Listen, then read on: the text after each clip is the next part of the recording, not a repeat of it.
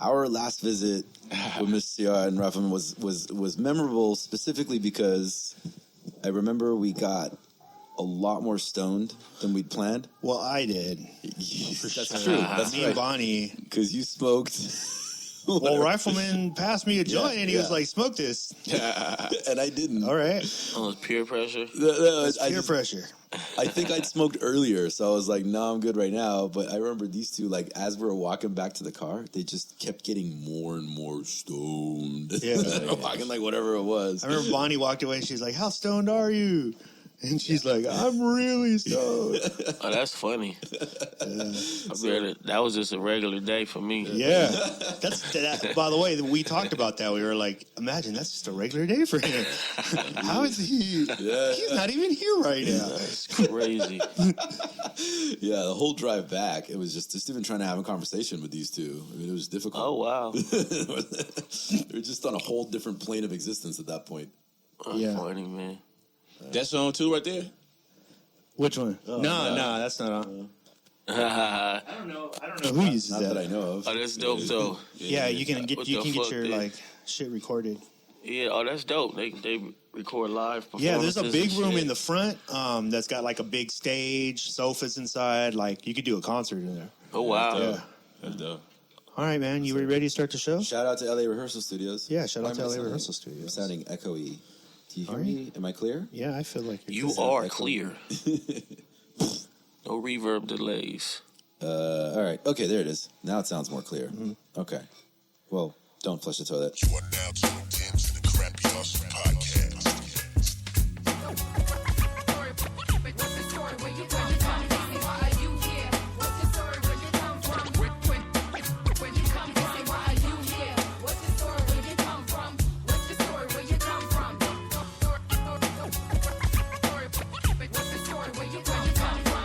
Welcome to another mildly echoey episode of the Crappy Awesome Podcast. We're your host, the Diego Brown Project. I am Mr. Arash, even though nobody calls me Mr. And with me is KILLcRey, even though we'll just call him Chris. Hey, yo. We're, of course, brought to you by Platform Collection. Make sure you go to platformcollection.com and check out all the amazing independent hip-hop content that's on there. There's music videos and essays and videos, and it's the same shit that I tell you at the beginning of every episode. That's at platformcollection.com. And while you're there, check out our sibling podcasts. There is Culture Sessions hosted by Melathion and Archive and produced by Spock Beats. Spock Beats. The 2Mex I didn't know Hologram that. Podcast. That's right. 2Mex Hologram Podcast, hosted, of course, by 2Mex. Proof of Life Radio and Status Escalate, both hosted by Kali. Kali. That works. You could just Yeah, do that it like works. Echo Kali that way. Life on the Road with 60 East. Yeah. Really, though? Really, though? With Cookbook of LA Symphony. Yeah. Orchestrated. Is it called the Orchestrated Podcast or just Orchestrated? I think they like orchestrated with Noah James and Lisa J. That's what I've been saying. Uh-huh. I've been doing it correctly. Yeah, I think you're good. Oh, good. I haven't gotten fired yet. No. Orchestrated with Noah James and Lisa J. The Ghetto Blaster Podcast, hosted by Ricochet. And, of course, there's multiple other shows currently on the... Oh, that was good. We should have... That should be the echo you should do every time. That's good. We should do that. And, of course, 2Mex Hologram Radio, powered by Platform Collection. You can go directly to 2mexhologramradio.com or go to platformcollection.com. There will be a link there. 24 hours of independent music. Is that the correct way to describe it? Independent music? I'd say independent music, yeah, because sometimes we'll throw on whatever we want. That's the dopest part about having the radio station. Do you play rock? I did. I've played some rock. I played Rage Against the Machine. Rage Against the Machine isn't independent. Yeah, they are. They're kind of a huge. They've already famous broken up. band. They broke up. Oh man, you Were guys sold out. Were they already. signed to a label? Yeah, they were Possibly. signed to a massive They're label. independent now, though. Which label? Columbia. Oh, they're not independent. Yeah. Either one I of just those. had to chime in on that one. So anyway, just make sure you check that out. 2Mex Hologram Radio. You can also search for it on TuneIn Radio, which is the preferred listening platform. Yeah, because you could take us with you. You can listen in your car. Everywhere. You'd be tight. Dig that. Yep. Make sure to follow us on Instagram at Platform Collection. That is one word, all spelled out. And on Twitter at Platform Collect. I'm gonna do that right now. No, Sean. Yeah. There you go. There you go. We got our first follower. Yes. Now we got one. God, we got one. Now if only the other person in the room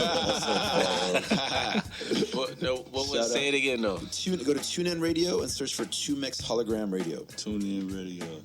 And while you're doing that, follow us on Instagram at Platform Collection. That's one word all spelled out. And on Twitter at Platform Collect with no shun. No shun. There you go. Following both of those. Tour Project. That's where I was. Let's see. Yes. Tour Project.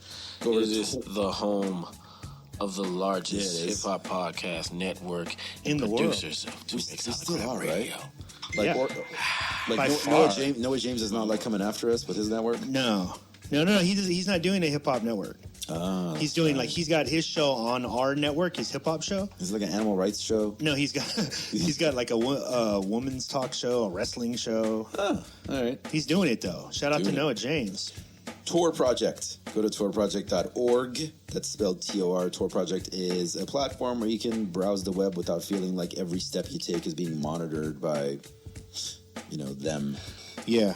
Them who Those You the know. shadowy figures that make all the decisions behind the scene. And of course, last mention, Burner Podcast. That's over at burnerpodcast.com and covers the Burning Man community and culture, hosted by yours truly.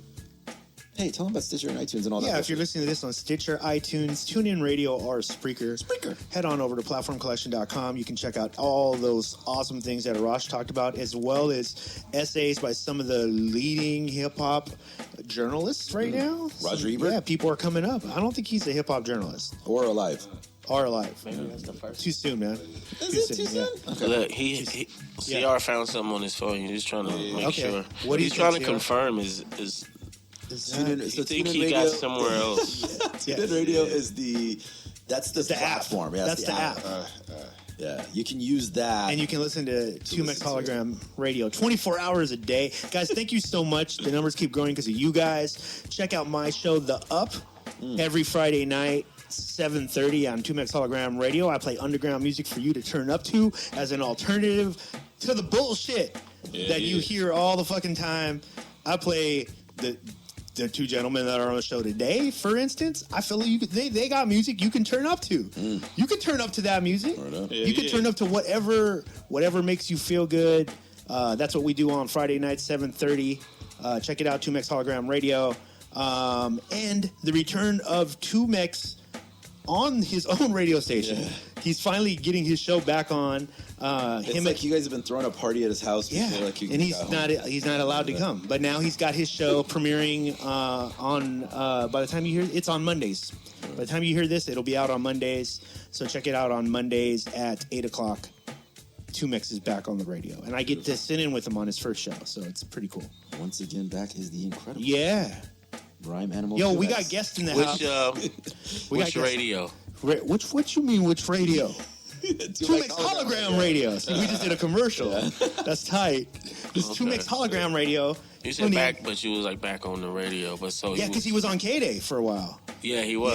Yeah. And he left that to start this project. Did he? Yeah, and so now we're doing 2Mix Hologram Radio 24 hours a day.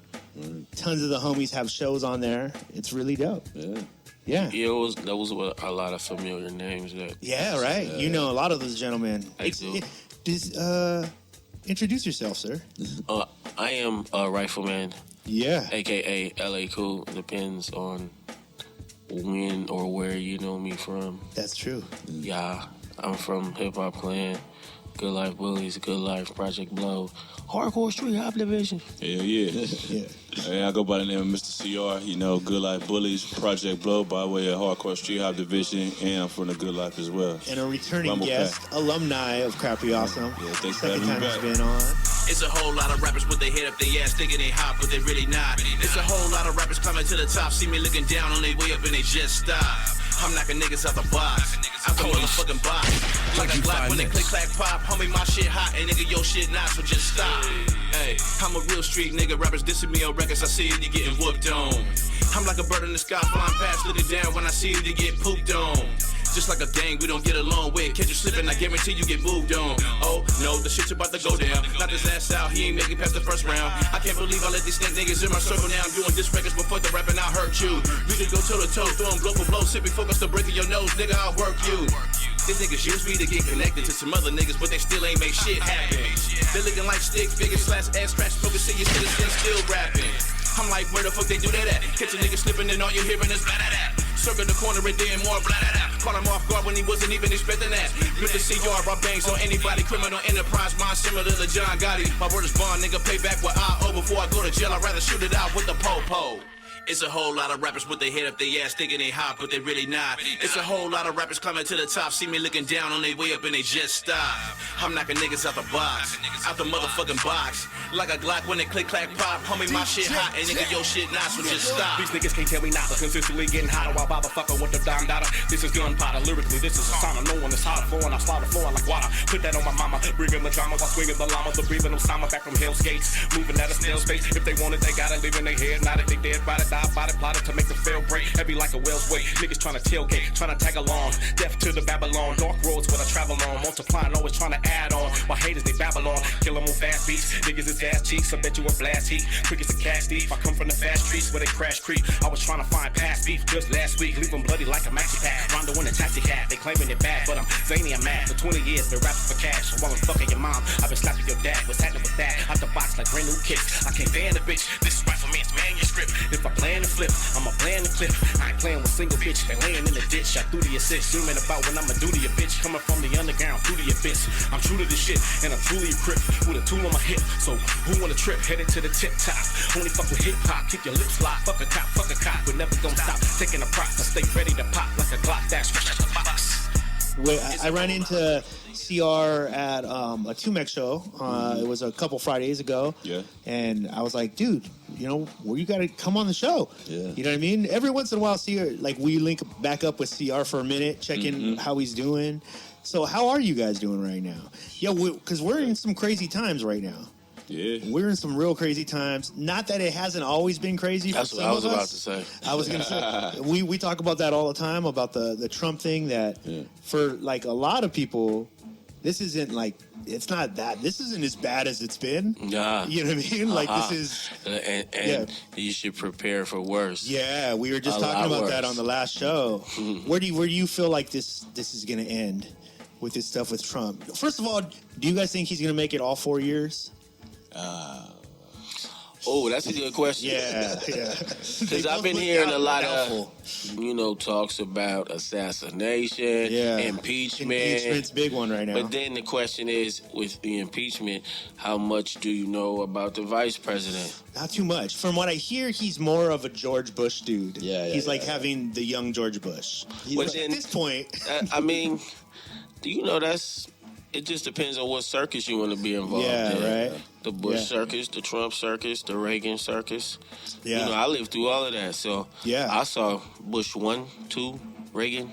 Like, those some pretty fucked up dudes. Excuse my French. Yeah. You can speak all the French you want. Okay, comme allez-vous? But...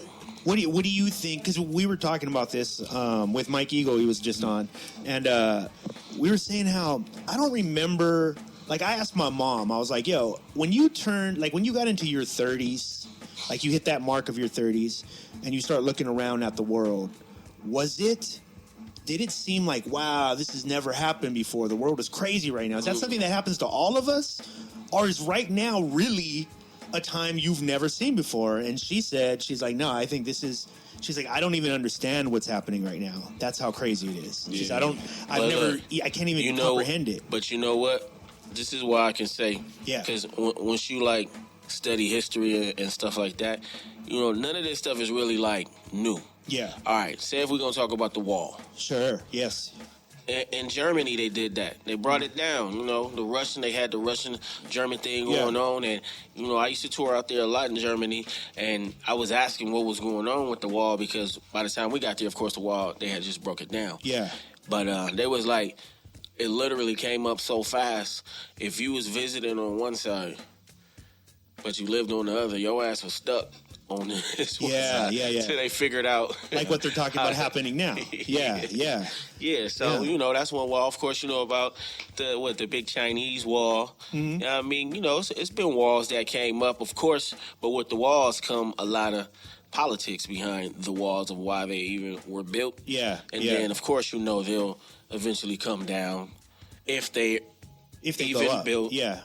Because I mean, I don't see that the West Coast of the world would just sit back and let that happen in that sort of way. Yeah. I think they pressing for a revolt or something in my mind. There's- They know some shit's gonna happen because it seemed like they always been trying to get shit to happen anyway. Just set it off. Yeah, so Yeah. I think with the wall, if they start building like the real wall, I think shit's gonna really start going down. They just talking about it. They ain't really. They ain't did it yet. No.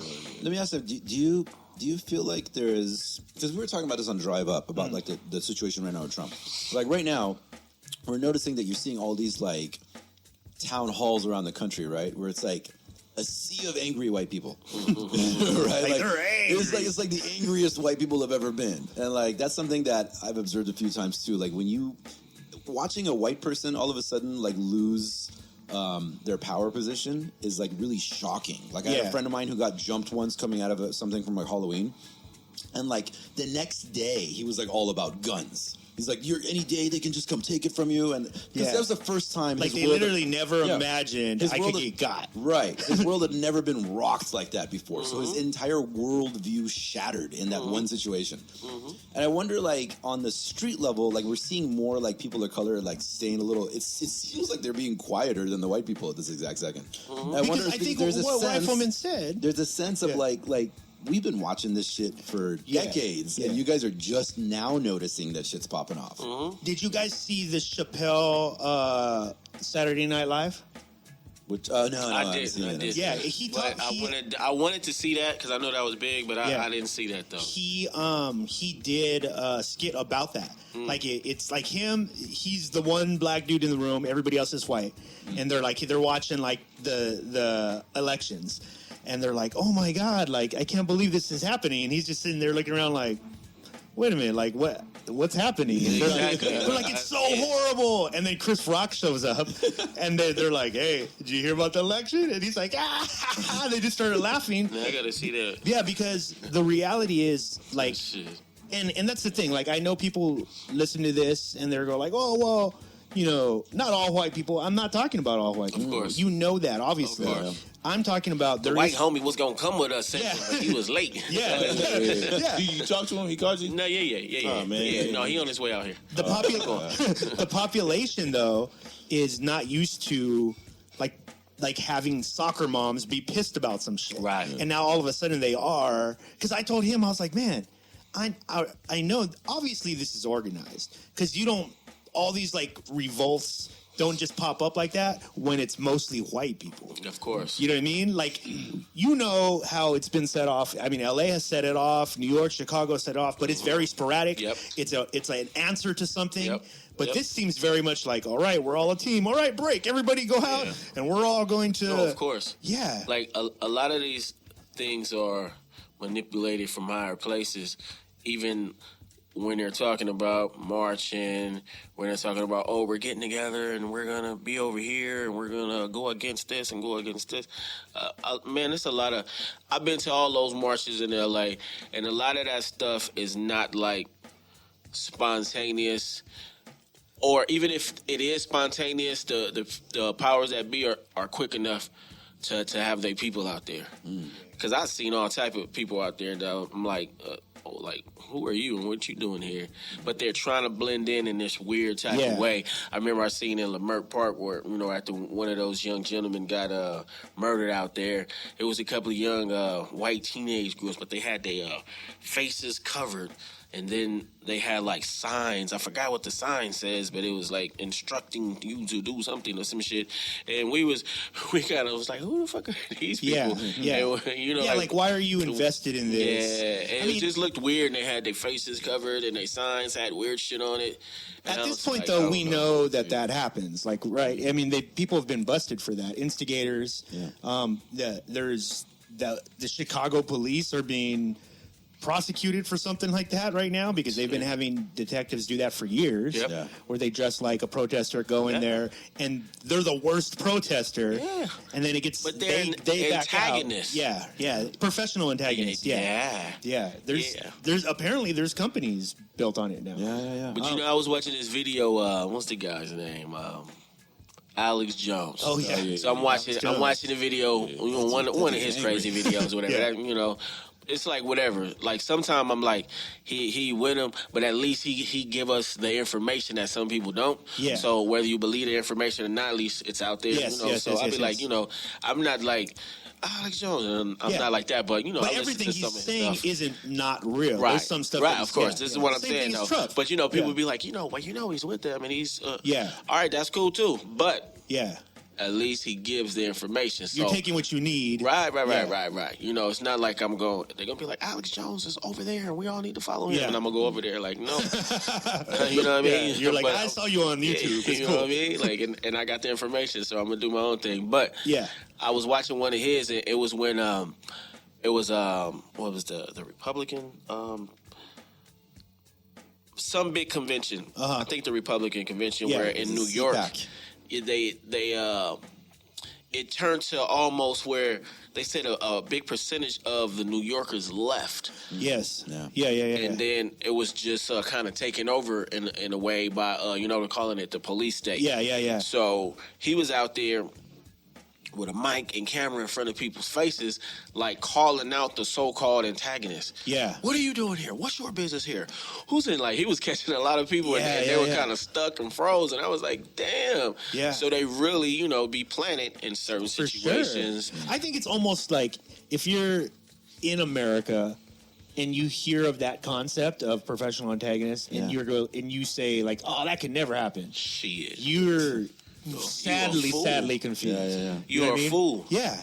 And some of the people who know that's the most is, of course, the African Americans and the Native Americans. Yeah. We know about all of the extra stuff that, goes on between the government and the citizens that the other citizens will be like, that doesn't happen. Yes, the hell it does. Because it happens to your neighbor, it happens to you, it happens to Historically. It's undeniable. Historically. Right. So, so now when we sit back, say like as a black man, I sit back and I watch all this stuff, I just kind of like, well, all right, it's happening to somebody else. So now we're going to have more people to like, okay, well, y'all understand what the hell is going on. So when I speak out against it, you better speak out too, and we can speak out together instead of just being like, well, it's just the black people get treated like this. Well, it's just natives, they all got murdered. Once we all get treated like that. Look, I was watching last night the thing, I forgot the name of the movie, but it was about the concentration camps with the Japanese. I watched this last night. Yeah. And I didn't even know what it was. I was just going through DVDs with titles on them, threw it in. So, boom, now I'm stuck watching this, and I'm like, all right, then, what's going on? Yeah. And it actually went through and it interviewed, like, a lot of the Japanese Americans that were locked up.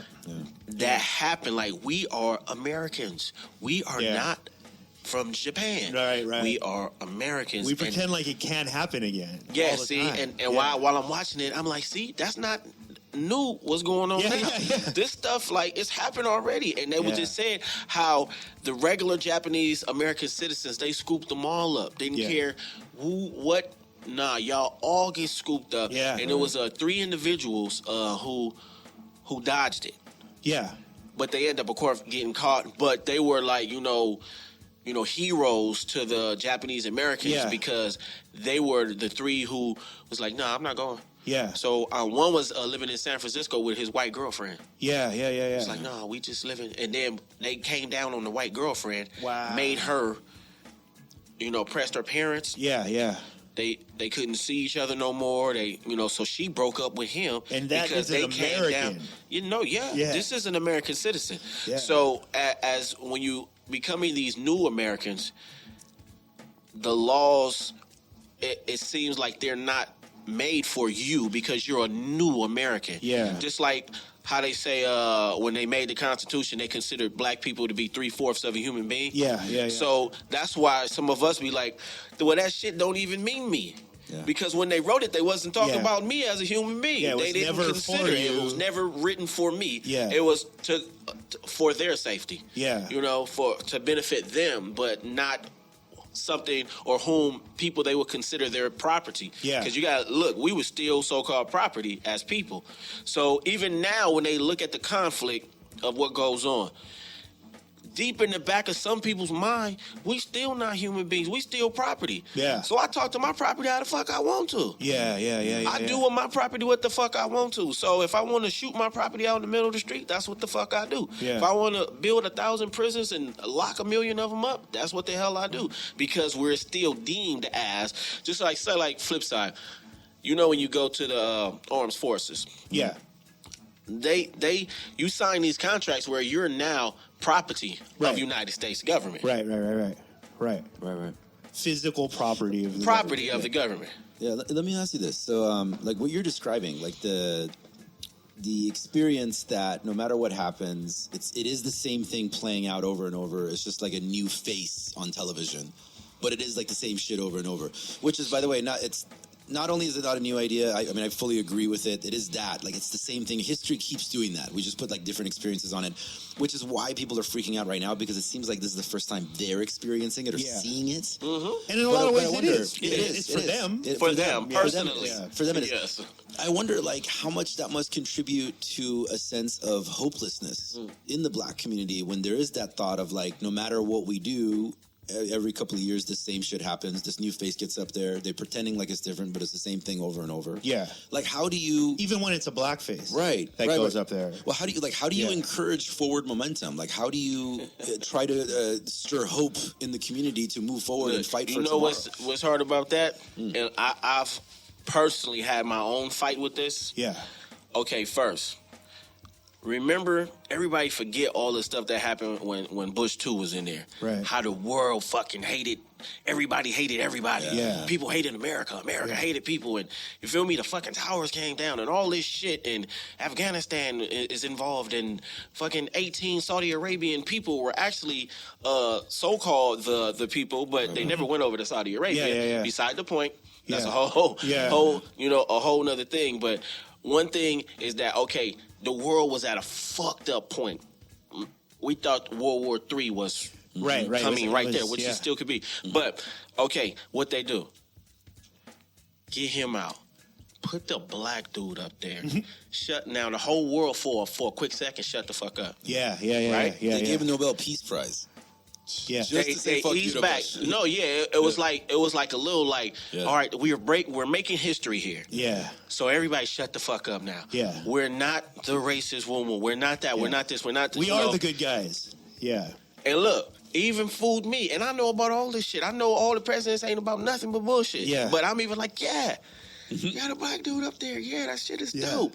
But then when you realize what just happened, you know, the wool was pulled over our eyes because nothing really changed, you know, in the environment as far as the ghetto settings or the, you know, the hood or whatever. Yeah. You know, it's still the same. And if not worse, look at Chicago. Chicago's bad. Ain't that where he from? That's what I'm about to say. The president is from Chicago, and they have the like a worst motherfucker. ghetto in United States right now. They have the highest killing rate. Chicago has a higher killing rate than New York and LA put together. Yeah. And the president's from there. Yeah. So that lets you know he can't help the hood either. Yeah. He's just a puppet. So what do you do, man? Like when you're seeing it that clear, you know what I mean? Like when you guys look at it and you're like, okay, obviously, like a black and white rolls by. I know he doesn't work for me. He's not here for me. He's probably here to look after me. Look, you know what's a You know good what I mean? thing? Let's see our speak on this Yeah. because he go through this whole thing too. Mm-hmm. Like I'm a different type of dude Yeah. when it comes to all of this, you know, Illuminati marching around. I'm with all that shit. Mm-hmm. Even if nothing happens, because I need to see that for myself. Yeah, Like CR be like, what the fuck the marchers do? Blah blah blah. You know what I Yeah. mean? So he sits from a whole different perspective of what it is. You know, it's like kind of like how you were saying. It's kind of like hopeless in a way. Yeah.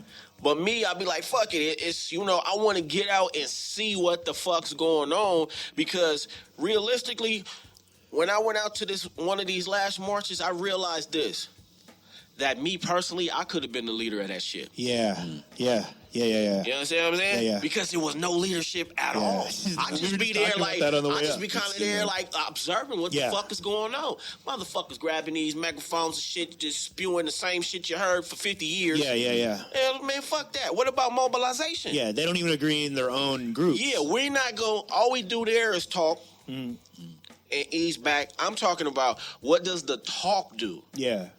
What do we do after we had this fucking deep ass conversation? Yeah. We all go back to our own regular lives, which is where things get fucked up. Yeah. Like, say like with the Million Man March. I was with that idea. Like, that's dope. But once that happened, the people who organized that, them motherfuckers got shut down for years. You didn't hear about nothing about none of that shit for years. And I realized that later. Did you ever pick that shit out with the nation? You was like, what the fuck happened? Yeah. Like, you got like they give them million this black one dudes. big thing and you're done. Now shut up. Yeah. Because it seemed like they came down on them after that. Because what happens if you get a million black motherfuckers together? They supposed to organize something after that. Yeah. It was supposed to keep going. Yeah, they supposed to also break off into the community. This is what we learned from the top. Yeah. This is trickle down information. But none of this happened. Yeah. So when they tried to do the second one, I didn't give a fuck. Yeah. Because nothing happened from the first one. Yeah. Nothing. Then Zero. I'm like, shit, man. If motherfuckers gonna go out there and protest, the only way I'm gonna get out there is if it's the same amount of people protesting as it is law enforcement officers that's armed. If it's a good amount of us that we all armed, the same amount that they, and if y'all ready to do something, I do it like that. But otherwise, fuck just standing on the freeway, spray painting on the wall, and jumping on a couple of cars, I ain't with that. So, CR, what do you do, man, on the day-to-day basis? First of all, let me ask you this. On a day-to-day basis, how often are you reminded by another person that you're black? Shit, every time I go to certain areas to go hang out with certain people. Yeah. Every time. Every time. And then they use the fact that it's a quote-unquote gang-infested area as an excuse to just pick on people. Yeah. You know what I mean? Yeah. So... And so even at work, you be at work. I go through that at work. Yeah. You know what I mean? The people, the educated people, so-called educated people, I work at a hospital. Yeah. So I'm just a security guard. You know what I'm saying? So you got the people that went to school and they got certain degrees at doing whatever it is they doing in the healthcare field, looking at the people that just security guards and janitors a certain way. You know what I mean? Yeah. They're making classes. Yeah, okay. Basically. So for you, when you look at the situation, are you like, this is just the way it is? It's probably not going to change anytime soon, so I'm just going to do me. I mean, yeah, that's basically, I'm just living through the shit. I'm surviving, you know what I mean? And trying to avoid getting stuck in a pothole or whatnot, you know what I mean? But I just got to do what I got to do. I mean, it's fucked up, but fuck it. At this point, how many... Until somebody do something about it. If you said, like, the amount of people that you know who've gotten, I'm not saying gone through the system, I'm saying gotten stuck in the system. Where, I mean, you know... For people who don't know, I mean, again, it'd be really hard for me to believe that you don't know that it's very easy to get stuck in the system. Yeah. And once you're in, it's very hard to get out. It's a very hard way to get out. You should probably clarify. I mean, I can tell you, like, until I had conversations like that with law enforcement, I didn't understand what that means. Yeah. But if you get being in the system means, like, if you have been investigated for something, if you've had the cuffs on you for something, not even the cuffs, right? Not even the cuffs. Yeah, just even if no, you're they could sit you down and just like give me your name, give me who do you hang out with, but everything. So now in the system, on a list, right? Now in the system means that you're in a computer database, right? Where every time, and I was talking to somebody else who's saying like they got pulled over once, and the cop is like, "Hey, you're parolee, you've been arrested," and he's like, "No," he's like, "That's weird because you're in the system." So what that means is that their name, whenever, like anywhere they're driving, a lot of times you'll notice this. Yeah, right. A lot of times you'll notice this. If you're driving and you notice a cop driving behind you for a little while and they decide to pull you over or not pull you over, I can tell you, like, for me, probably because I'm not in the system, they'll be behind me for a little while, they'll run the plates. All right, he's not in the system. Not worth pulling over. Somebody is in the system, then I have more of an excuse to pull them over. Then I have more rights to search their shit. Then I can fuck with them a little more. They have a little more of a guilty conscience. They might get defensive with me. Yeah. They're already stepped up. Shit, even if you don't know you're in the system, if a cop comes up to you and goes like, yo, you're in the system, already you're like, oh shit, like, what the fuck? They got you at an advantage already, where a lot of people, unfortunately, give up way too much information on themselves. and incriminate themselves. Dude, incriminating yourself is a very common thing. Yeah. And people don't know how often police take advantage of that situation. Yeah, but they don't know they got the right to remain silent. Exactly. And anything they say can and will be used against them. And that's for real. And it will. Like, that sentence ends with, and will be used against you. Because it will. And that's exactly what it's for. And, dude, I was just watching some shit the other day about they were trying to get this kid out of jail. He'd been in jail for 8 years on a murder rap that there was literally zero evidence that he had done, right? He lived in what they considered a gang-infested area. Yeah. He was at a party with underage drinkers. Somebody gets shot. They pin it on this guy. And case closed. Well, I'm going to tell you something right now. Look, okay, we did it. We was at a picnic and shit, right? Yeah. So it was like a gang of us, a whole lot of us, whatever. So we all went back to the neighborhood or whatever, right? And it was one guy, he had just got out of jail. He was standing around just hanging out, but he was a part of the situation and whatnot. So the police came. One of the guys that was out there threw a gun. He threw it over a gate, whatever. Yeah. The dude who didn't even have a gun, this dumbass motherfucker run. So he get caught. They find a gun. Right now, he been in jail for the last 8 months for a gun he didn't even have. He didn't even touch it. But he didn't have no money for no problem legal representation. Yeah. So he's still up in that motherfucker. Yeah. And the guy that who gunned it really was probably somewhere smoking a blunt. Yeah. Well, I mean, you guys know just statistically, it isn't possible that everybody in jail should be. It's just not statistically possible. Yeah. It would be, if that amount of population, if it was that many people, right, that were considered a threat to humanity, do you understand what the world would look like?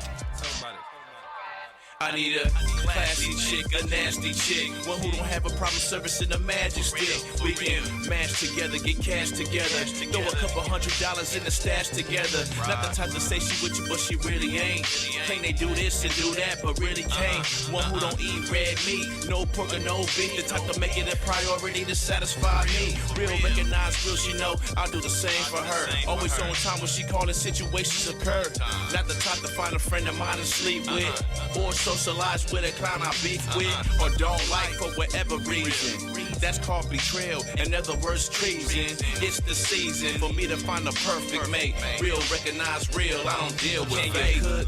Can you clean? Are you loyal? Can we move as a team? If not, I ain't got time. Nah. Can you pick me up whenever I'm down? If I ever go broke, will you still be around? If not, I ain't got time to waste on you. It's gotta be a word other than love I can use for this. A work of art, no painting, but I give her credit. It's obvious that God dropped me off a special gift. And she perfect the way she is, no need to edit. And I swear heaven must have misplaced one of their angels, cause on the left hand I'm ready to place one of them halos. Let it lead at times, they say it take two to tango, and she love me to death. I think shit is getting fatal, damn. I want this forever. You hear them bells ringing, I'm playing games is over, these fat bitches still singing. Day to day, no one night stand flinging. Hey, Cupid hit me from afar, the cut is still stinging. And it's about to be some time like we done been together. All love, girls, rain, sleet, snow, any weather. It's history in the making, and up we'll never break it. So let's stop the hesitation and let's do this. Can you cook? Can you clean? Are you loyal? Can we move as a team? If not, I ain't got time. Can you pick me up whenever I'm down? If I ever go broke, will you still be around? If not, I ain't got time. This lady from, I think she's from Northern California. Yeah. Wrote the book, The New Jim Crow. Yeah. And it basically like break down how they systematically do that. And one thing they started with was the war on drugs. Yeah.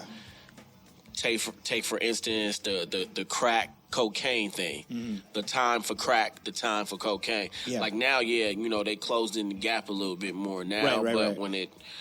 When crack was booming, it was like way different time. Yeah. You could get 20 years for selling, a pound of crack, and you get caught with the cocaine, the pure cocaine. You don't get even half of that time. Yeah. Because they know what type of people at the time were dealing with cocaine, and they know what type of people were dealing with crack. Yeah. So one More thing, white people do cocaine. Of course, because it was considered the Hollywood drug, right? So the upper echelon of society used these, but it's the same drug. It's the same drug, but they cook it up to make it really ghetto. Yeah. You know what I mean? Yeah. But and affordable. But the thing is, they were also saying that. They were passing some laws to where police departments, they were giving them incentives because they could keep a high percentage of the take of everything, not just the dope. How do you think you have these police auctions? Yeah. And things like that. They was like, that's 100%. They were telling these people like you have incentive because you can keep a high percentage of what you take. So hell yeah, they gonna go around the corner and bust down the door. Yeah, and because they can keep the money, they can keep the guns, they can keep the dope, all the stuff. Like I don't know if you guys seen this. It's this one cable show with some sheriff, like some deep down in the woods, Florida, some shit. But he was like, it starts off his TV show as his trailer. It was like, this car, it's mine. Where'd I get it? Took it from a drug dealer. Yeah. Wow. That's fucked up. Yeah. Well, it's like, damn. It's like, that's legal? Because who's going to go on TV and go like, no, leave that drug dealer alone? That part, exactly. Who's going to stand up for him? Yeah. The funny thing is that even with crack, like I didn't know this until we had this conversation with Mike Sager. Yeah. It's fun. Mike Sager's come up a second time today. Mike Sager is a editor at large for Esquire. For Esquire magazine, friend of the show. He's been on a couple of times. Remember, was it in the 80s or 90s where they had like, it was in the 80s where like CNN had this B-roll footage of like these hands cooking up crack. Do you guys remember that? It was for the Just Say No movement with it was Reagan, right? Nancy Reagan. Yeah, Nancy Reagan. This B-roll footage though, like they needed to find somebody like to just show what cooking up crack looks like, and they used that footage on like CNN, on every single news station. They used it everywhere. Yeah. Those were Mike Sager's hands. Yeah, not a dude who actually cooks crack. Well, not now. Just a writer for Esquire. No, because the real dude couldn't show up. He knew how to cook crack because of his older days. Yeah. Because he used to party with Rick James. So cocaine is a hell of a drug. Yeah. No, he's talked about this in his columns though. But he was saying like he loved to go buy cocaine, cook it up, smoke crack, and then write. Yeah. Because he's a writer. He'd like write from like 8 p.m. to like 9 a.m. the next day. Yeah. It didn't become a street drug until later on. Originally, it was still in the Hollywood scene. Every drug originally comes through at the highest level. Yeah. And then once they figure, we could break down some of this shit, make more money.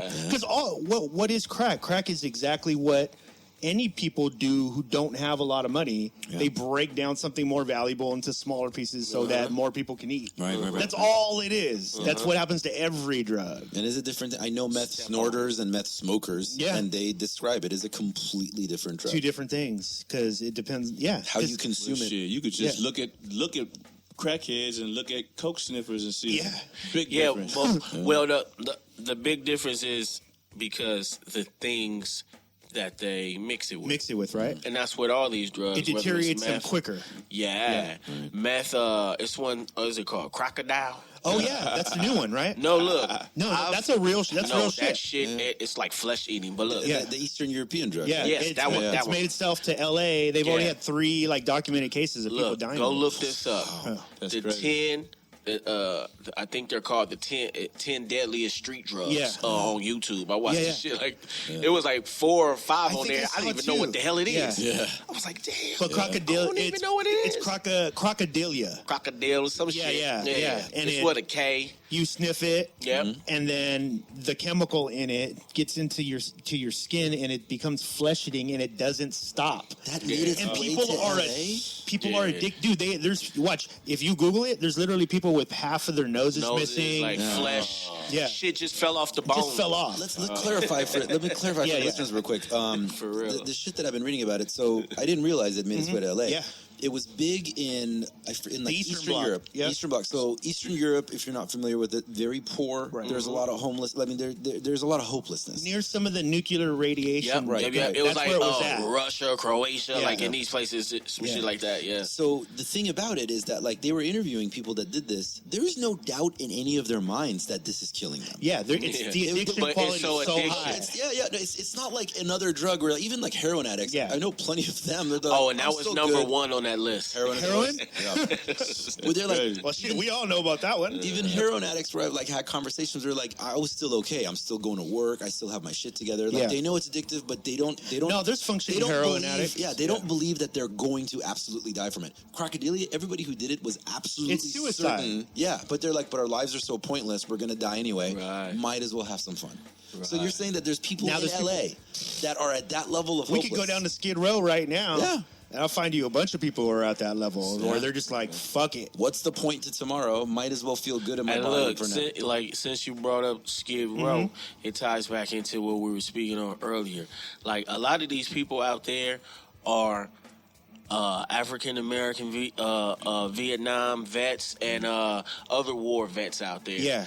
That when they came back out here, they didn't have shit. Right. You know, they wasn't on a high enough level to where, you know, the government actually gave a fuck about what was going on. So they come back out here, back to the hood, mentally messed up because of the drugs that they did to have to become these type of turn on, turn off type of killers. Yeah. Right. Like, you got to imagine this. You can't just think for a second that you can send somebody to another country, another place, and give them a mission just to kind of terminate whatever. At 18 and 19. Yeah, these are kids. Yeah. But to terminate whatever, not just men at war. Right. They go in the villages and do all type of bullshit. We need to clear areas. We see all this stuff. You feel me? So it ain't just like, it's a dude with a gun. Bow. Yeah. No. Sometimes it's people. It's a lady with ladies kids. and kids. You feel me? So how do you think that you could come back to society without help? Yeah. Yeah. Coming from that, you're gonna be fucked up. Yeah. So if you see one of these people on the side and shit, and they talking to the sky, maybe that's why. Yeah.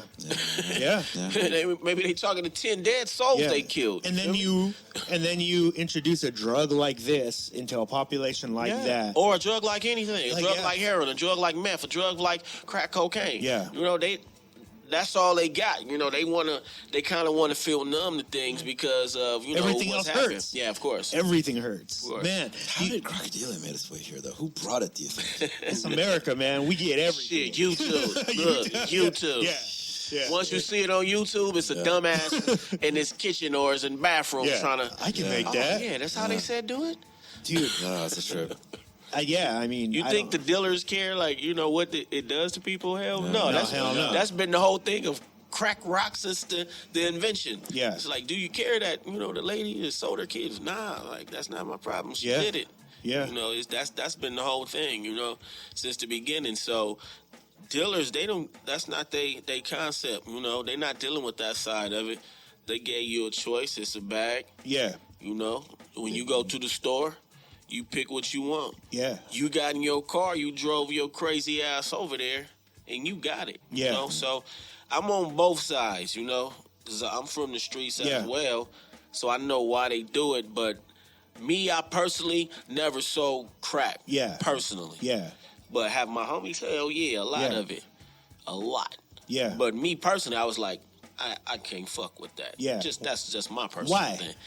Just because all the shit we was talking about. Yeah. I have too much. I have my own conscience, but not to say I didn't do, some fucked up shit out there, because I did. But I have my own consciousness about that. Yeah. Because, I think because I was young, when the inception got popular, and it was like, I always tell myself, and I tell other people, we at a special age. We were born to see three of the biggest influences in the past 50 years. Gang banging as we know it, Crips and Bloods, this type of shit. And that's LA. Crack rock and hip hop. Yeah. These shit's been hella influential, like, throughout society. They've touched the planet. Yeah. And we see, like, we've been there before that shit existed. We was on other things, you feel me? As kids, like, was fucking listening to the Earth, Wind, and Fire. Yeah. They wasn't rapping yet. Yeah. And people were doing, heroin and free love in the 60s because crack wasn't here yet. Yeah. You know what I mean? So, and of course they would always mix cocaine up, but they called it freebasing, and that was still different from what the crack rock is now. Yeah. Because, freebasing existed before what we know as crack rock. You know what I mean? But they were doing it in a slightly different way, mixing slightly different ingredients. Like, people on the street came up with some real hardcore shit to throw up in there. Yeah. So freebasing was even, like how we were talking about, that was still highly elevated, in the society. Yeah. But There they was wasn't richer people mixing the doing it. bullshit from up under the sink. Yeah. Yeah. Yeah. You feel me? Yeah. That's what these motherfuckers be doing, like to really say what it is. Like they'll go grab something right out the damn sink that it was not supposed to be in these humans' bodies. What do you say to the people? Because I recently heard a conversation, and people were like, "Yeah, I've heard people talk about gang culture in LA, but it's not there anymore." Shit.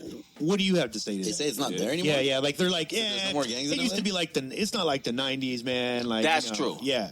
That's true, Yeah. but it is here. Yeah. It's still here. How on a level of violence? Look, our shit used to be like Chicago was, so that's what people talking about. Yeah. That's what they mean by that. Yeah. Gangbanging is still here. Like, people still getting popped in the street. Like, there's feuds going on everywhere. It's still here. The thing is, people, their approach is different now. Like, we was just rolling up the street to come here. We saw like 5-6 dudes in the street, and he laughed at them. And he was like, that's how niggas looking now. But it looked like they possibly could have been involved in something, you know what I mean? Yeah. But back in the day, you'd be able to tell right away. They had on the outfit. That's such a great point. They'd throw their fingers up to let you know, and they had on the outfit. Yeah. Now, like us older dudes, we'll be like, "Don't fools, bitches." But look, and I don't know which side is right, but the other side is this: they camouflage, so they smarter. Yeah. Now I don't know. Are they bitches? Like, really? Are they really punks? Yeah. Or are They they just like, got I'm just smarter. trying to They navigate? evolved. I don't know. Yeah. I think maybe a little bit of both, because a lot of them dudes is bitches. I mean, it sounds like what you're saying is that like the cultures are the same, but they're just maybe no longer at war.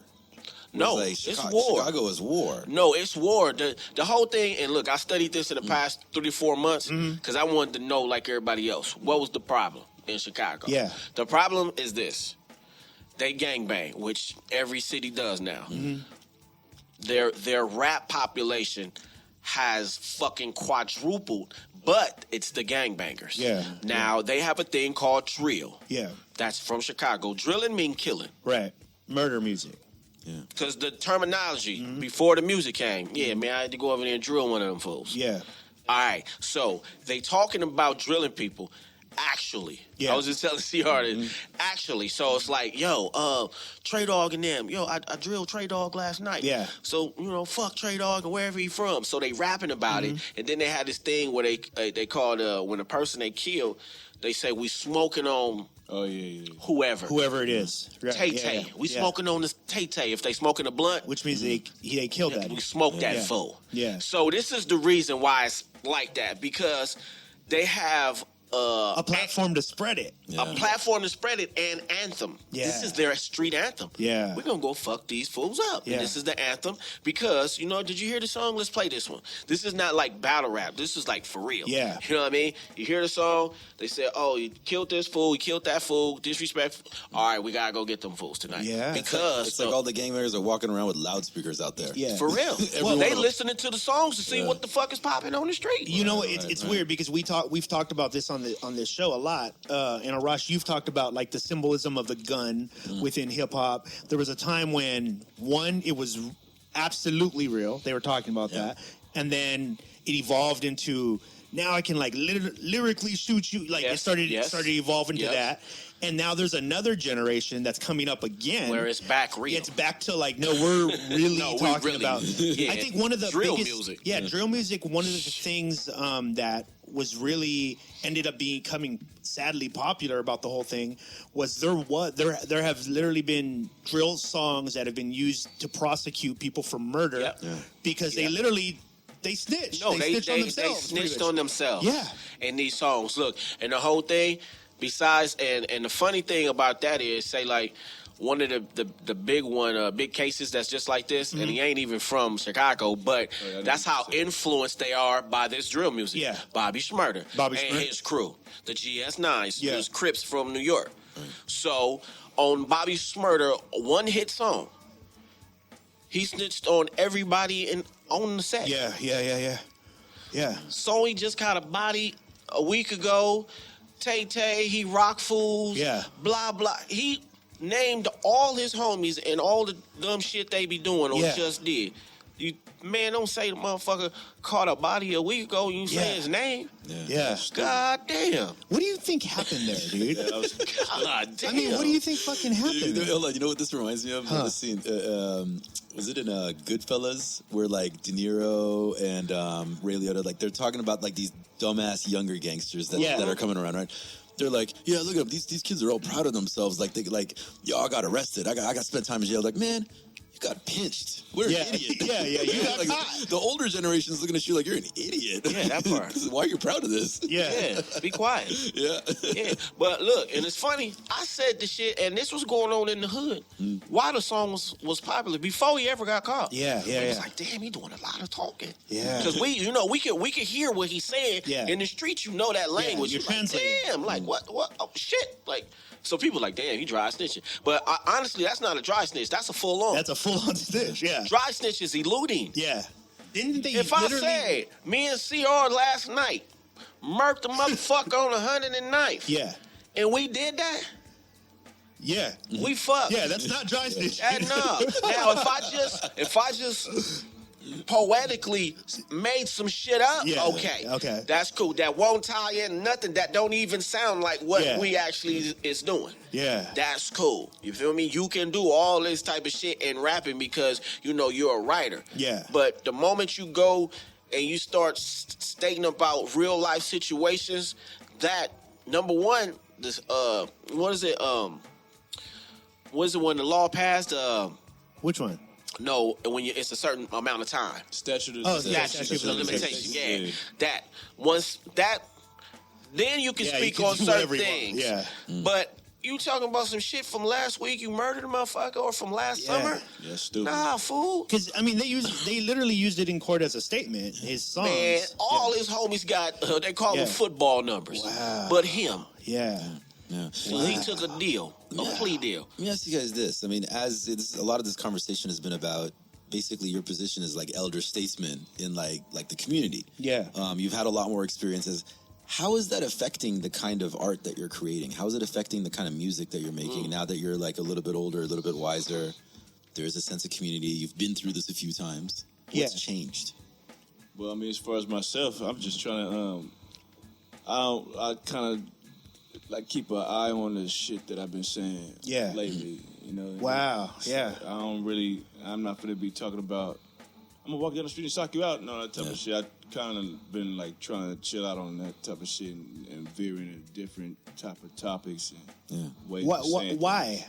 Why? What was the thing that changed it for you where you're like, man? Well, I mean, as for me personally, I'm getting older, so a lot of the shit that I was doing back then, I'm not going to do. You're just not even doing it. This shit that I did a long time ago. This shit I did a long time ago, I definitely wouldn't do right now. Yeah. So I'm not going to write no rap about some shit that I'm not going to do. Yeah. You know what I mean, everything that I've ever said in a song was what I was feeling and doing at the time. Right. So it's just... Do you feel like...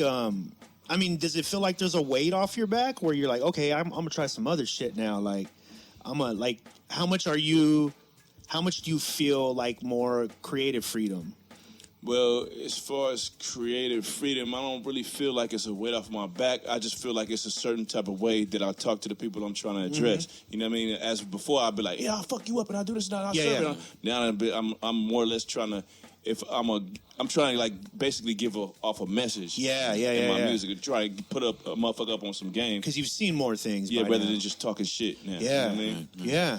What about you, Rockwell, man? I mean, you're still as active as ever. Well, me, I'm a little different on that, and that's because I always rapped about all type of shit. Yeah. So from the jump. Yeah, from the beginning. I always, I had an album called California that's really super hip hop, and then I got one like Rifleman that's all on some street shit. Yeah. You know what I mean? So me, I always been, I'll write about whatever because I don't ever feel no pressure to write in certain ways. Maybe CR, he a gangster like for real in real life. Yeah. You feel me? So, and he just had a baby too. Yeah. So he probably. I did all. Point of it. I did all of this shit. You feel me? Like my son, 19. Yeah. So I went through all of these things already towards like twice. Yeah, but I'm like, I was chilled out in real life. Yeah. At a younger age, as far as like being active in the street, I chilled out younger. So that. It more opened up my mind and shit to chill for real. Yeah. You feel me? So, like, yeah, I'ma still, if something happen, I'ma still, take it there, but not as quick and not as easy and maybe not so hard as I used to. Yeah. You know what I mean? But on the music, I've always had a wide range of things that I spoke about. So that, because I never wanted people to typecast me as any sort of. Yeah. So if you hear me talking about some violent shit, cool. If you hear me talk about some conscious shit, cool. Because I never wanted to be one of the people like, I don't say no names and nothing, but it's people who, they put out all this music about all this conscious, righteous shit, and then in real life, they fucking dickheads. Oh, yeah. I met a few. Met a few nothing. Yeah. Some of the same names keep coming up, and like I say, I ain't gonna say no names. I'm just saying from the fan point, because how I talk to people that come up to me, you would think it would be, on some disrespectful, rude shit, but I'm one of the coolest people that you can come up to as far as artists. Yeah. Just coming up to people and Both shit. of you guys are. Yeah, but because we're not on no high horses. Yeah. But some people are, and these people have the most, righteous, conscious love music and all that. And then you be like, hey, so-and-so. And this motherfucker act like they never heard you. And they try, like they be real disrespectful. Yeah. People always tell me like, oh, Rifleman, you so cool, man. But, so-and-so, I came up to so-and-so and man, he's a fucking dick. And I was like, hey, I don't know anything about that, but I do. But I still have to stay PC, especially if they talking about somebody that I know. Because I know the individuals in the scene. I've been around for a minute. You know what I mean? But like I say, I try to keep a balance on life because I'm not just yang all the time. But I'm not just yang either. Yeah. I always say, that's why they tell the story about the good and the bad on your shoulder. They're both perched there for a reason. Yeah. Right? So it's to have a balance of what's going on in your life. You have to be balanced. The people who are I'm so righteous and I would never kill a fly. They have their own issues with other things. Absolutely. They wouldn't know, how like now this whole quote unquote the bully, like you can't say shit about a motherfucker because now you a bully. Like man, damn. Like we used to just do the dozens. It wasn't no bully. A motherfucker say some shit and I'd be like, damn, he got me. I need to say some shit back so I won't look stupid out here. But that's just life. But now if you say that same shit, you could go to jail. It's online bullying. I'd be like, how in the fuck do you get bullied online? I got an off button. I got a delete. I got an unfriend. Nigga, I got a fuck you emojis and shit now. Like, fuck is you talking about getting bullied online?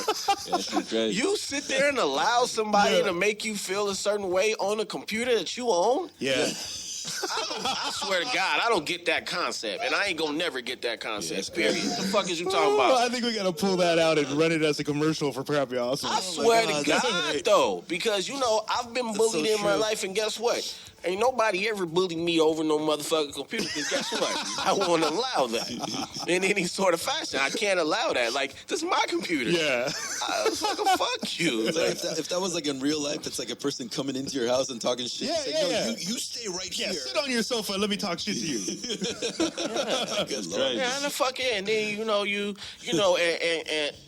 then, that's to make no light over the, people who end up being depressed or maybe take their lives because things like that happen. I'm not making no fun of that type of shit. Sure. I'm saying the point is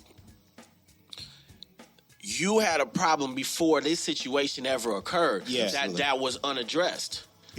you had things going on that were unaddressed. It didn't have nothing to do with that. That pushed you over. Yeah. You feel me? Yeah. But you already had issues going on that you or your parents should be addressing. Yeah. You know what I mean? In positive ways. Because we all go, as human beings out here, people gonna do shit to you that you don't like. Yeah. It's not easy. You gotta share this planet with what? Fucking 8 billion people or some shit? Yeah, people gonna do things to you. Now, me, I try to teach my kid, don't be a bully, but guess what? Don't let nobody fuck with you. Yeah. Because there's going to be times where I'm not there to save you. Yeah. And you're going to have to handle your own situation. Dude, you know what? Talk about that a little bit. You have, how old is your son, you said? My son's 19 and my daughter's 15. Okay, so you got 2 kids at a very important part of their life. Mm-hmm. A very violent time going on right now.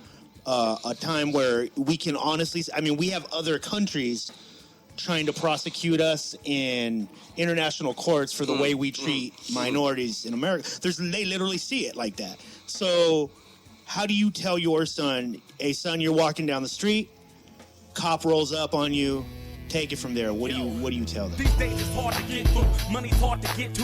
Go ahead when your folks get long bread that they forget you. What about all the shit we've been through? But that's just what friends do. Everybody ain't out to sell, some need help, even though we've been to. I never leave my folks, it'll be hard to breathe, I choke. Just cause I rap a tour, I'm still poor, you better believe I'm broke. But I've been in scenes of places that you probably won't ever experience. The only reason that you're hearing this is when I'm a hip-hop experiment. Like Egyptian building pyramids, it's one of those unsolved mysteries. America ain't shit to me, and I'll never let it get to me. We got the worst black history, I can forget, but I won't forget. And I hope they got regrets, but I digress. All I wanna see is progress. Take a look at the hood and tell me if crack did good. Be put in a different place, have the memory erased. I wish the kids could get their mamas back when she got caught up on a drama track. Raising people we are, now she ER doctor headed the trauma stack. This is life I live, makes me wanna cry. I'm ballin'. Why? Cause the sky is falling. This life I live makes me wanna cry. I'm ballin'. Why? Cause the sky is falling. This life I live makes me wanna cry. I'm ballin'.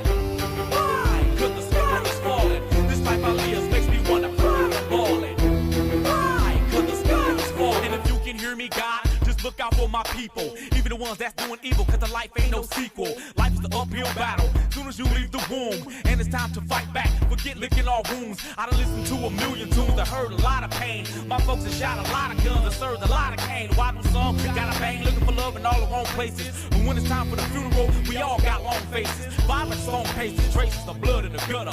Who will be the winner in the end, the drug or the mother? We all know the victim. What a way to pick them. At a young age we twist them, 18 to list them. What a fucked up system.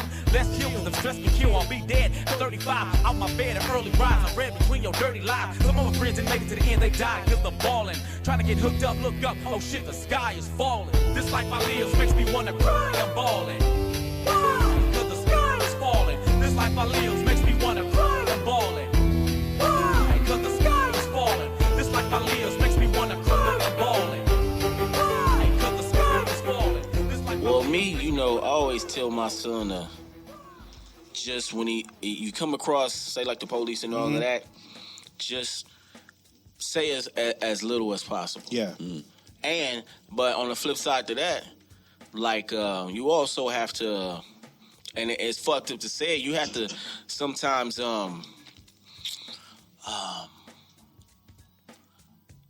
bring down your demeanor. Estrogen. You have to borrow estrogen to go over testosterone. Yeah. When you're dealing, like, real talk. I was trying to find, like, the proper wording to say this shit. You almost have to, like, because, you know, we come from neighborhoods where, like, the mean face and all that shit, that's regular. Yeah. It's like, get the fuck up off me. Yeah. You feel me? Even nobody around. Like, you just... You get the face, so people know, like, they, it's a certain sense about you. This might be a problem if I come over here and start fucking with you. So, you know, these are, like, masks that people put on and shit. Right. But when I've learned this, like, say, like, sometimes the police that come up, you know, you don't say much, but you have that look. You get in that trouble. You get in the same trouble. Yeah, without saying anything. I've done that, and I'll be like, so I'm asking them, I'm like, so why y'all even fucking with me? Because I ain't say that. Excuse me. I said, why y'all even fucking with me? Because I ain't even said nothing to you. You look like you got a problem. Mm-hmm. Oh, you got a chip on your shoulder, something wrong with you. Wow. and I always had to say, yeah, something wrong with me. I'm being pulled over for not doing anything. Yeah, there's something wrong with me. Yeah. You know what I mean? But it's been things like that. Like, say, for instance, one of the first times I went to the county jail, you know, I didn't know all the processes or whatever goes on. So, you know, we would sleep. They wake us up, go to chow and shit. I'm last in the line. And I didn't tuck my shirt in. Yeah. So, you know, the officer who was like, just like you, make sure you tuck your fucking shirt in. So I tuck my shirt in, but I look back. And you know, I got a mean face if I'm just like, you know, shit, not speaking or just thinking or whatever. My face, people always telling me like, damn, you know, what's wrong with you? So I look back at the dude. Yeah. And he took that as a level of disrespect. So when I look back, after I look, you know, because I just looked back when he said that, and I just looked back at him, you know what I mean? Just look, and then, so he said, he just blurted out, he said, you just lost your child privileges. Oh, wow. And then I was like, you know, I was young, 19, 20. I was like, yeah, I wasn't hungry anyway. Oh, I was a mistake. Did it again. Nah, that was a mistake. Like, actually saying that was a mistake. So as I look back, they rolled up on me. Boom, grabbed me. Throw me in this little room. Boom, boom, bap, boom, boom, boom. Like 4 or 5 of them and shit. Roughed me up real quick and shit. You know what I mean? Handcuffed me to a little chair and shit. You know what I mean? And I was probably handcuffed to that chair for like 4 or 5 hours straight. You know what I mean? It's like, damn. And my folks was coming to visit me, and they was like, we don't know where he at. You know, they lost me in the system for about 5 hours and shit, but I was actually, you know, handcuffed to a chair, beat up and shit. You know what I mean? So, like, the point of that was to say, like, sometimes even not saying shit, like, it's a certain look and a certain vibe you can give them, you'll still get fucked up, too. You feel me? Like, so even being quiet, that's not enough. That's not it either. Yeah, it's not enough. Like, sometimes you gotta kind of, you know, bitch down. Do you feel like your son do you feel like your son figured that, like, knows what you're talking about? He most definitely knows, because he done did a couple little juvie stints and all that, so he knows what's going on. He dealt with them on his own personal, you know, stuff. And the funny thing is, you know, he's read the new Jim Crow book. I made him read all that shit. You feel me? So he know about all that. He's wise to a lot of things, but guess what? He's still a young black teenager in South Central. Yeah. So he gonna go through what he go through still, you feel me? Because, you know, and, you know, right now his music is kind of like getting popular. So he kind of feeling himself right now. So, you know, he want to be like, yeah, I'm out here. I'm in the streets. I'm a rude boy. You know, I'm a rapper. You know, this type of, he got that attitude. So, you know, he getting his little things, but he understand, you know, how to deal with it. I never had no problem to where it was like, he was talking shit to the police and all, because I always told him his whole life, you know, be easy, because they'll kill you. They'll kill you, and it'll be legal. There ain't gonna be shit I could do. There's nothing. Nah, just shit. March and you go on TV or some shit and make a song. Yeah, that ain't gonna bring you back. That part. CR, you've been thinking about how to have this conversation with your new baby? Yeah, you got a new one, huh? Yeah. How old? She's 2 months. Oh, man, Congratulations. A little while ago, yeah. Congratulations. Good looking out. You got some time to have that conversation, but I mean... Yeah, you got a girl. Yeah. You got a girl too, though, right? I got a 15. girl. Yep.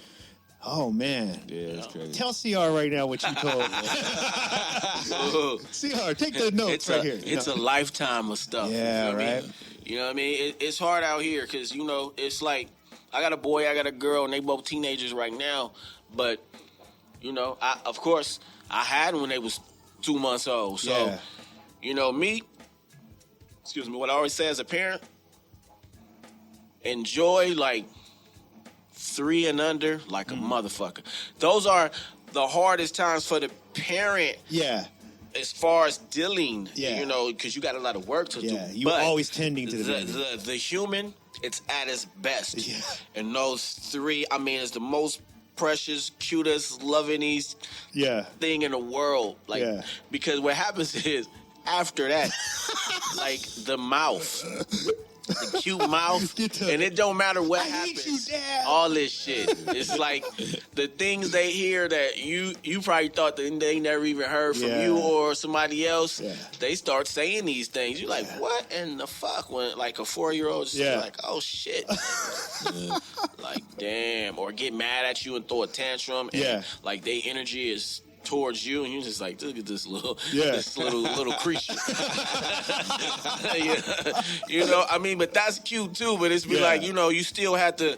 If you see that certain type of energy, you have to be able to deal with that and be like, I know what type of child I have already. Yeah. See, because this is what I always tell people, and I know this as a parent, and I study human life. This is the thing. You know how people always blame the parent for how fucked up a child may be? Yeah. Okay, there's two sides to that. Of course, that is part of the rearing. Okay, but I always say this analogy. When you pick pit bulls, from a litter of pit bulls, in the hood, how they pick pit bulls is what? How? Which one do you pick in the hood? If you was in the hood and you wanted a dog, if the biggest, toughest one? The toughest one. Yeah. Okay, now, say what you said. Toughest. Yeah. How in the hell is it the toughest and it just came out? Wait, listen. Wow. But it is. Yeah. Because it is. Because that's how things are born. Yeah. When you look at these puppies, it'd be one or two of them running over their heads, all the other ones biting the ear, and that's how you'd be like, that one. Yeah. Guess what? That's me and him. Yeah. From our litter. Brothers and sisters. Yeah. My sister's the same way. Yeah. My brother would have been the one getting ran over and getting bit. But I also analyze this too.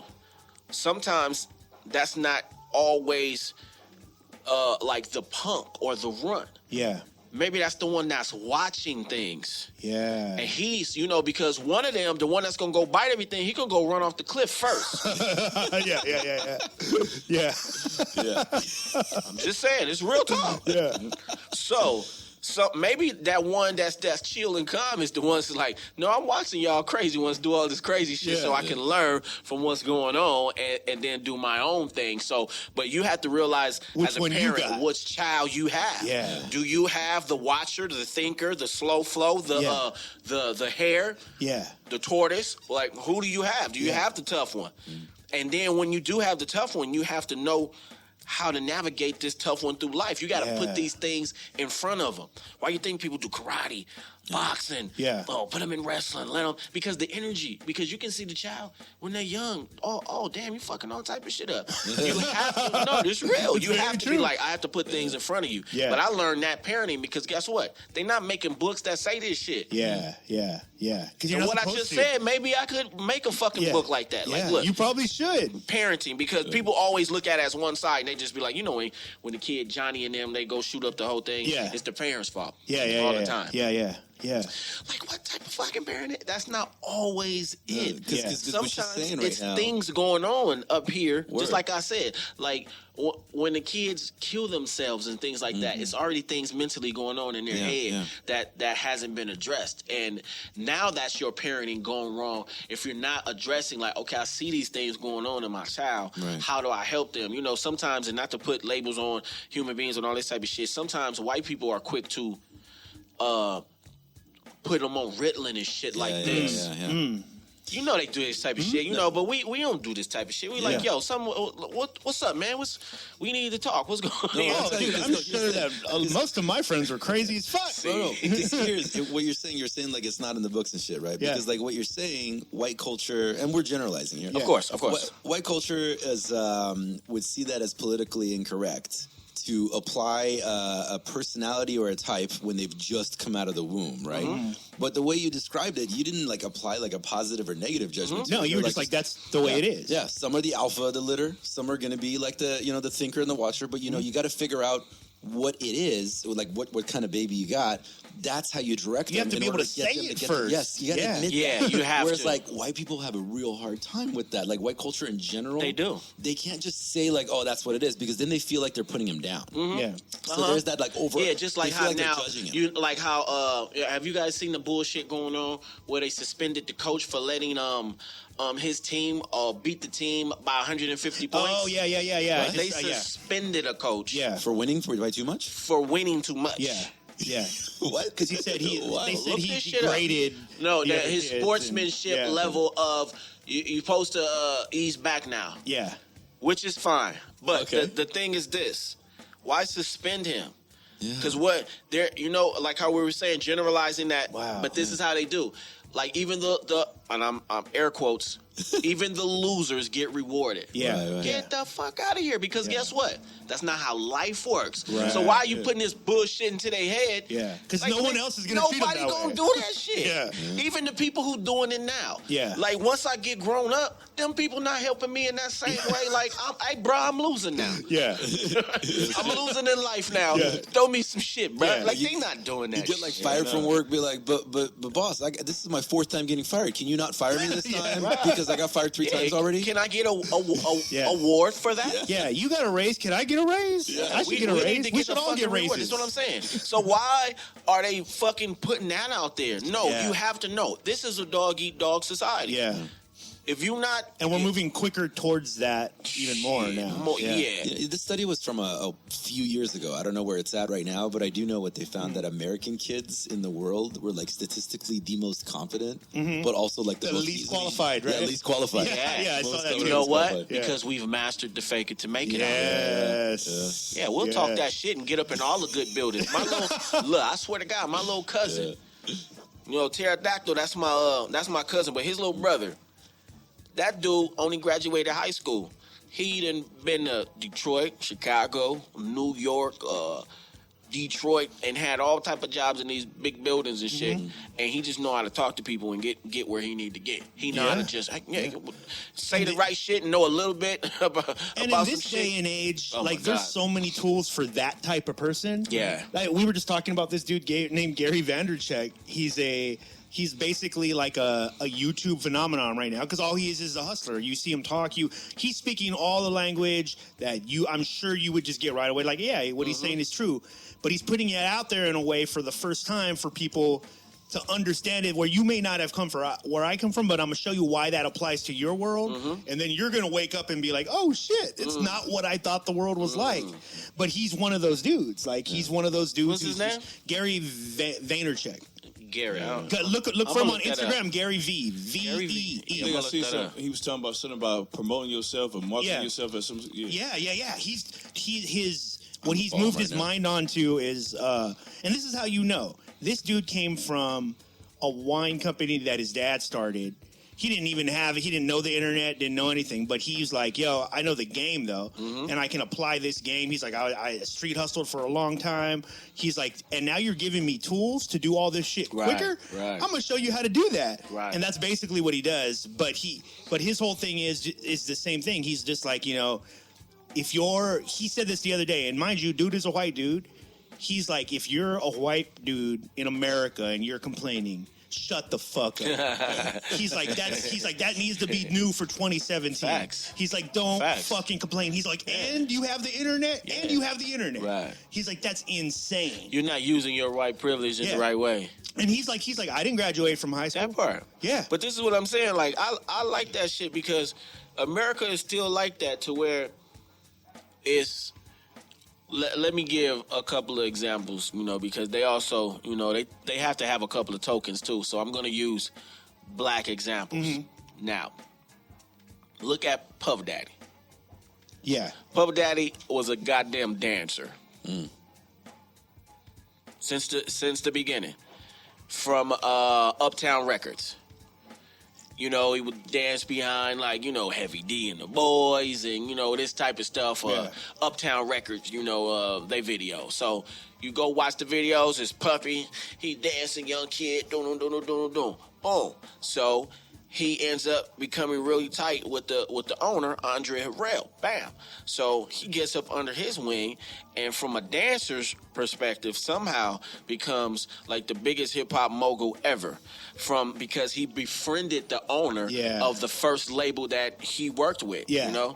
So, and then he ended up like, okay, there's Mary J. Blige, there's Biggie, there's Craig Mack. He also had his real talent is understanding talent when he see it. That's the only talent Puffy really got.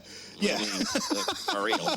But besides having a great brain. Yeah. Because that's a talent in itself. Smart dude. To go from a damn dancer to be, I don't know if y'all just seen, like, within the past week, Puffy, the first official hip-hop billionaire. Is he really? Oh, he is. This is what they said. Wow. This is what they said.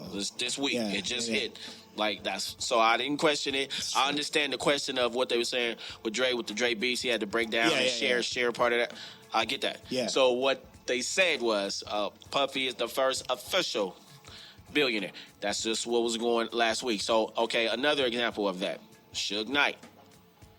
He was a damn bodyguard, a security. Yeah.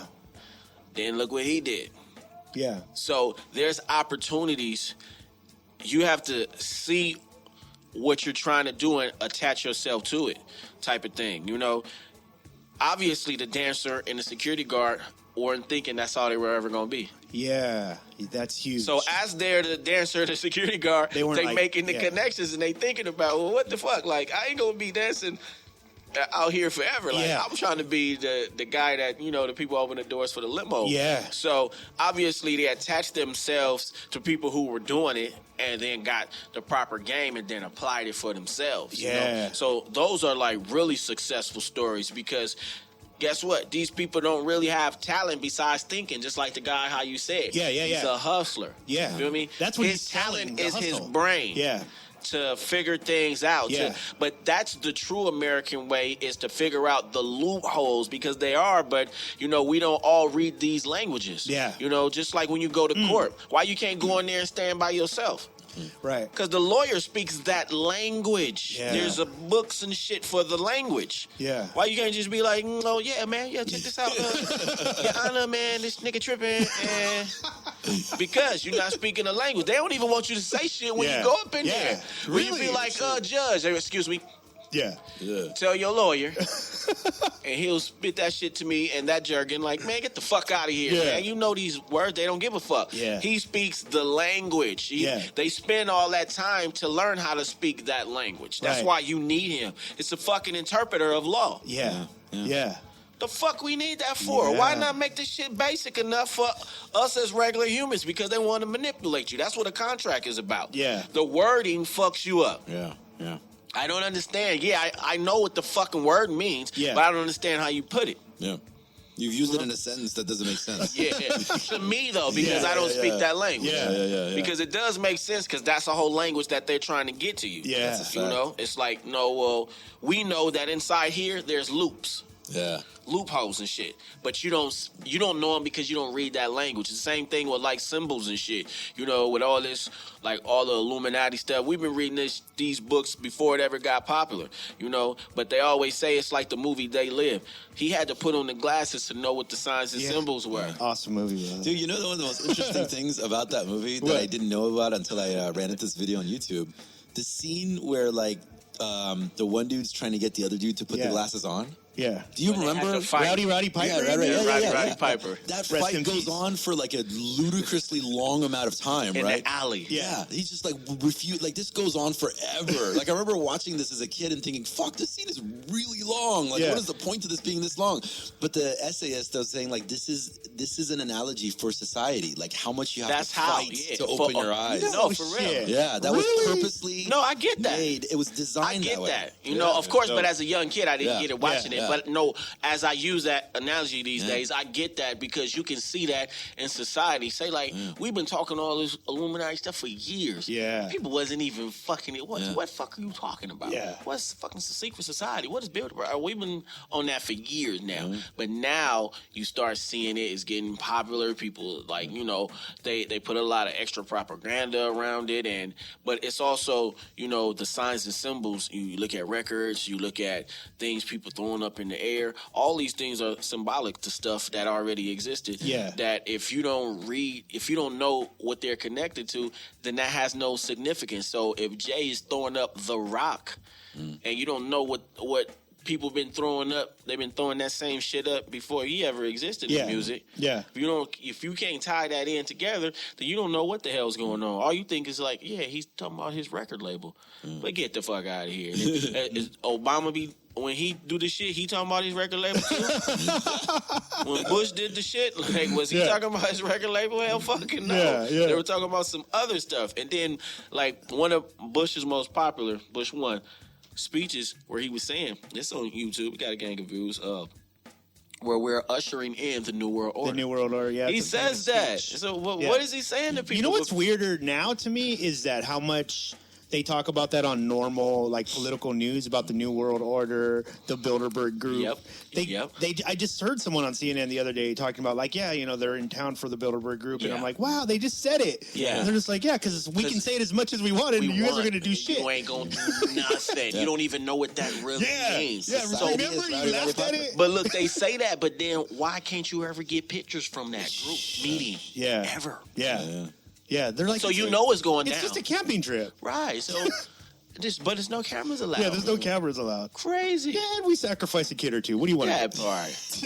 Dude, guys. And we'll make Shaq take down Bruce Jenner. That's crazy. Guys, that's what I think happened to Bruce Jenner. What do you got? What do you got coming up, man? What should people be looking for? Me, man, I'm just you know. Yeah, every time I look at a flyer, I'm like, damn, Rifleman's out there. I mean, you know, I try to stay active, but you know, I'm just trying to focus in on you know, just sound right now. I'm in LA recording school. Mm-hmm. Oh, wow. I'm 4 months away from my associate's degree in recording arts. So, you know, I'm utilizing that just to help with the overall sound and also, you know, to spread out in the industry as well. Yeah. You know, because now, like, since I went to school, I kind of want to do the, you know, like the Foley, ADR type of stuff for movies now. Yeah, wow. 'Cause I'm really, like, I did a class in that, and that shit was fun, and it was dope. So I'm trying to focus in on that. But, you know, music, I'm still, you know, putting out projects. I shoot videos, and I produce beats. So, you know, I'm trying to help my son get his career. Yeah. What's he go by? Off right now. Almighty Suspect. Almighty Suspect? Almighty Suspect, yeah. Dope. He a youngin' out there, you know, doing his little pimp music and shit. But he doing his thing, you know, trying to figure it out. But, you know, that's about it. I'm not really putting out CDs at the moment. I'm probably just going to do singles and stuff. Dope. I like that. What about you, CR? What should people be looking out for? On March 1st, I'm dropping something called the Eastside EP. It's going to be out on datpiff.com for free or whatnot. Yeah. And then on March 3rd, you can check me out with Two Mex and them at the... I forgot the name of the... At the First Fridays, Complex LA. Yeah. He's coming down. We got Rocka Iris Science coming down. Who else do we got on there? We got a bunch of people. We got Micah 9. Micah 9, the Wino. It's going to be an amazing show. If you guys have been missing these First Fridays, you're stripping. There's crazy shit happens. Dudes like the dudes in front of me jump into ciphers with people you would never think would be in this. It's amazing. We're really, really trying to blow up that First Fridays to make it a really coming together of the hip-hop community. Everybody there kind of knows each other. It's really dope. It's a good vibe, but CR's coming out. Thank you for doing that, by the way. No problem. Sarah, I saw like the promo video. You dropped it at 4:20 p.m. Was that He's like, I don't even know if that was on purpose. It was smooth. I don't even know if that was on purpose. I'm also dropping a single called Old Head. Yeah. Dope. Yeah, you know, it's on some ageism hip hop battle shit. Yeah. But I think since the Nicki Minaj Remy thing, I'm gonna drop the little. That'd be really dope. Send it over, first man. I was kind of like, I ain't gonna even hit the young boy like that, but I'm gonna do it. Yeah. I'm gonna do it, dude. Thank you guys so much for being on the show, man. I love having you. CR, I love having you on the show, man. Thank you. It's always dope to see you as well. You're definitely one of those dudes out there who stays consistent with his music, and you're always pushing. Rifleman, OG. Thank you so much, dude. Thank you for sprinkling us with a bunch of shit I think people are gonna love. Look, this was dope. Yeah. I like this show. You know, y'all was talking about some real good shit. You know, I would listen to this. Thank you, G. I would go hit some weed and just be like, damn, these fools is on some all type of shit. Please come back again. You know what I mean? Please come back again. It's gonna be amazing, guys. And they've been listening to your guys' music all throughout the show. So, guys, support everything they do. If you're listening to this on iTunes, Stitcher, TuneIn Radio, or Spreaker. Go over to platformcollection.com. You'll see all their links, and you can just follow them from there. Please do that. Yeah. Shout out to them and get at them. Ask them questions. Maybe the next time they come back on the show, they can start answering you. Yeah, we out here, man. Yeah. There it is. You may now flush the toilet. Fucked up hair in the glasses. Oh, yeah. What's on the lyrical, it's motherfucker, magical miracle. First off, fuck your bitch and that click you claim. When it defeated gets me heated, that's gonna get you flamed. When it loose at the lips, that might get you maimed. And I bet 1 year they forget your name. And I'm known for snatching souls like a thief, stealing shoes. This ill street blues, putting niggas on the news. And some don'ts and some do's. And you breaking all the rules when you perform the crowd snooze. So I'm waking up with booze. Swing at his spleen to his little soul scream. I don't want a bit of respect, I want the whole thing. Could've been got it poppin', but they ain't made me mad enough. I was one of them niggas who was fucking some of their daddies up. Hell yeah, I've had enough, come get it. If you bad enough, better try to dab with us. Never take a stab at us. This floor was hella hazardous. Better call Jesus of Nazareth. Do another magic trick, lyrical razzle dazzle shit. You feeling froggy, nigga, go ahead. Bakery, I'm getting more bread. I'm old school like broadcast. Pretty tight for an old head. You feeling froggy, nigga, go ahead. Bakery, I'm getting more bread. I'm old school like broadcast. Pretty tight for an old head. Niggas assed out the wrong way. Pee-wee minus the long way. Fuck your lady, fuck your baby. Please don't take this the wrong way. It's about to be a long day. Hope you pack some lunch and shit. Defiant to a giant, little niggas on some munchkin shit. That's the reason I don't fuck with it. That decision, you stuck with it. Heard you got a new truck fitted. Hope you learn to duck with it. With the tough guy shit, you're killing me. Step to all your enemies. I'm trying to figure out your ability. A lie or a liability. This right nigga night and tighten.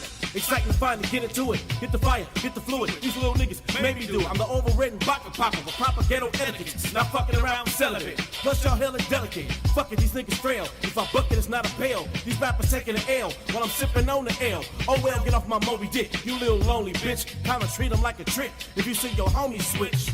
You feeling froggy, nigga, go ahead. Bakery, I'm getting more bread. I'm old school like pro kids.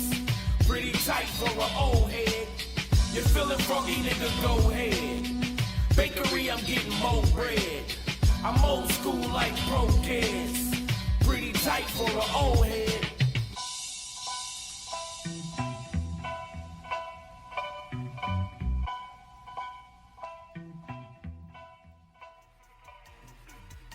Nigga don't get boo-bop. Boo-bop, bing, boo-bop, bing, bing, bing. Nigga don't get boo-bop. Boo-bop, bing, boo-bop, bing, bing, bing. Nigga don't get boo-bop. Boo-bop, bing, boo-bop, bing, bing, bing. Nigga don't get boo-bop. Boo-bop, bing, boo-bop, bing, bing, bing. Yeah. Nigga don't get boo-bop. Fuck Mr. CR and get socked out. I work out every day, you get knocked out. If the homies around, you get stomped out. Like a blind date, niggas get took out. On the internet, niggas be dissing, I see. But when I catch the ass slipping in person, they be like, nah, man, it wasn't me. Boy, you acting like a sheep. Empty your pockets, that belongs to me. I'm talking about all the cash, headed over fast to get the size 11 Chuck Taylor up in your ass. I be tripping up dudes who be on the internet, typing that tough shit. Catch them in real life, shaking in they boots to be softer than dog shit. With the CR, top unsigned artist and a public figure. While I throw hands with any man, while you a coward nigga hiding behind the trigger. Name town sipping on a Miller. Niggas looking like Michael Jackson off a Thriller. Zombie down on that crystal meth, looking like you about to take your last breath. Nigga, you need a 12-step program, get body slammed down. Jean-Claude Van Damme, a sucker, strong uppercut, a stupid motherfucker. Yeah, yeah, for real, real. Talk shit on the internet, catch you in person, and you know nigga don't get boo-bop. Boo-bop, bing, boo-bop, bing, bing, bing. Nigga don't get boo-bop. Boo-bop, bing, boo-bop, bing, bing, bing. Nigga don't get boo-bop. Boo-bop, bing, boo-bop, bing, bing, bing. Nigga don't get boo-bop. Boo-bop, bing, boo-bop, bing, bing, bing. Yeah. Nigga don't get boo-bop. These dudes dissing their videos. You niggas acting like silly hoes. You need to stop wearing boxers, dude, to go buy you a pair of pantyhose. You a bitch nigga with a pussy hole. Like Lukey popping that coochie though. I do a nigga like I'm from Grape Street. When you come through, you get Peter Roll. Knocking niggas out like Glass Joe. Mike Tyson, Riddick Bowe. Niggas mouth be on overload. We can catch the fade and see who's with it though. Dudes talking crap from way out of town. That's the type of shit that I don't like. Niggas always talking that gun talk, cause they really scared of a fist fight. Don't fuck with Mr. CR, cause she could get real ugly. I'm still waiting to catch the fade with that nigga Prince Sluggy. On everything that I love, these niggas scared of me. I'm a handsome dude that really could fight, and your bitch love me. Yeah, yeah, for real, real. Nigga, don't do it. Yeah. Nigga don't get boo-bopped. Brought to you by PlatformCollection.com.